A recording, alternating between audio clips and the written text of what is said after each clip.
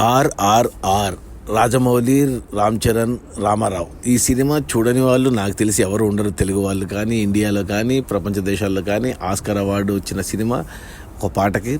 So ఇప్పుడు ఈ cinema గురించి ఎందుకంటే RRR గురించి, ఈ సినిమా మేకింగ్ అంటే బిహైండ్ అండ్ బియాండ్ అని చెప్పి ఒక డాక్యుమెంటరీ రిలీజ్ చేశారు. మన December 27 నుంచి నెట్ఫ్లిక్స్లో స్ట్రీమ్ అవుతుంది. అంటే ఈ సినిమా షూటింగ్ జరుగుతున్నప్పుడే షూట్ చేశారు కొన్ని పోర్షన్స్. ఇప్పుడు కొన్ని షూట్ చేసి మొత్తంగా కలిపి 1:40 డాక్యుమెంటరీ రిలీజ్ చేశారు. అంటే ఎక్కువగా ఇంగ్లీష్లోనే మాట్లాడారు. రాజమౌళి కానీ, రామ్ చరణ్ కానీ, ఎన్టీఆర్ కానీ, మిగతా టెక్నీషియన్స్ కొద్దిమంది తెలుగులో మాట్లాడారు. కానీ విత్ ఇంగ్లీష్ సబ్ టైటిల్స్ చూసి వచ్చింది.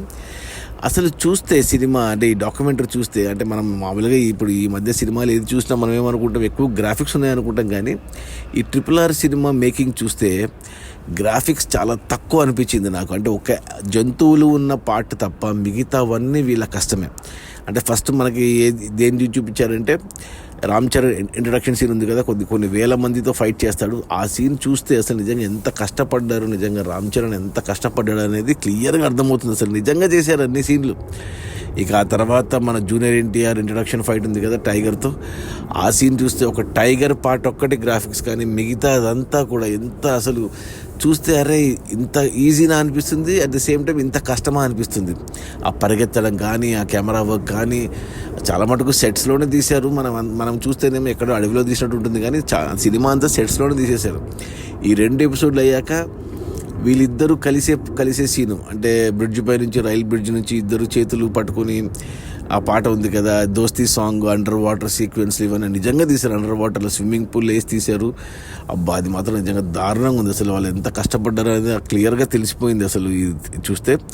ఇక ఆ తర్వాత ఇక మెయిన్ హైలైట్ ఇంటర్వెల్ సీను, జంతువులతో జూనియర్ ఎన్టీఆర్ దుంకే సీన్ అయితే అబ్బా అది 75 రోజులేమో తీశారంట ఆ షాట్. రాత్రిలో పూట అంతమంది ఫారినర్స్తో. అంటే దానికన్నా ముందు నాటు సాంగ్ పిక్చరైజేషన్ కానీ ప్రతి ఒక్కటి చూస్తే అంత రియలిస్టిక్గానే ఉంది. ఏమంటే రోప్స్ ఒకటి పెట్టుకున్నారు జంపులకి దానికి, కానీ మిగతా అంతా నిజంగా చేశారు అన్నీ కూడా.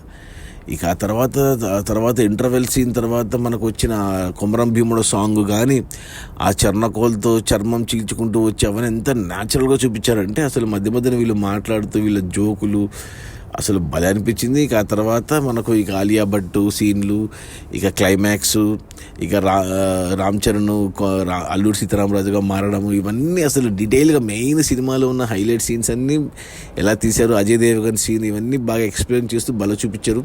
అంటే ఈ డాక్యుమెంటరీ చూస్తే ఎవరైనా ఇంకా సినిమా తీయొచ్చు అనిపిస్తుంది అనమాట. అంటే అంత ఈజీ అనిపిస్తుంది ఒక సైడ్, ఇంకో సైడ్ అంత కష్టం కూడా పడాలి అనిపిస్తుంది. అబ్బా ఎక్సలెంట్ ఉంది. దానికి తోడు వీళ్ళ మాటలు, ఎస్పెషల్లీ జూనియర్ ఎన్టీఆర్ మాటలు అయితే భలే కామెడీగా ఉన్నాయి. లాస్ట్లో RRR 2 ఉంటుందా లేదా అనేసి అసలు భలే ఫన్ అనిపించింది. అంటే RRR అటు రామ్ చరణ్ ఫ్యాన్స్ కానీ, ఇటు జూనియర్ ఎన్టీఆర్ ఫ్యాన్స్ కానీ ఎవరైనా సరే ఖచ్చితంగా చూడాల్సిన డాక్యుమెంటరీ. సినిమా నచ్చిన వాళ్ళు ఖచ్చితంగా చూస్తే వావ్ అనిపిస్తుంది. బిహైండ్ అండ్ బియాండ్ అదిరిపోయింది డాక్యుమెంటరీ. 1:40. ఇంకో గంట ఉన్నా చూసేవాడిని నేను. ఆ సినిమా మేకింగ్ చాలా బాగా చూపించారు, చాలా బాగా ఎక్స్ప్లెయిన్ చేశారు. సో ఖచ్చితంగా చూడండి, నెట్ఫ్లిక్స్లో ఉంది documentary 1:40 RRR beyond and behind అనేసి. సో డాక్యుమెంటరీ కాబట్టి రేటింగ్ అంటూ ఏం లేదు, కానీ చాలా బాగుంది. సో ఇంకోసారి సినిమా చూడాలనిపించింది నాకు ఈ డాక్యుమెంటరీ చూశాక, ఆ మేకింగ్ చూశాక.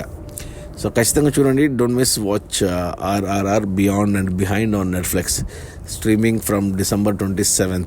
Okay, bye.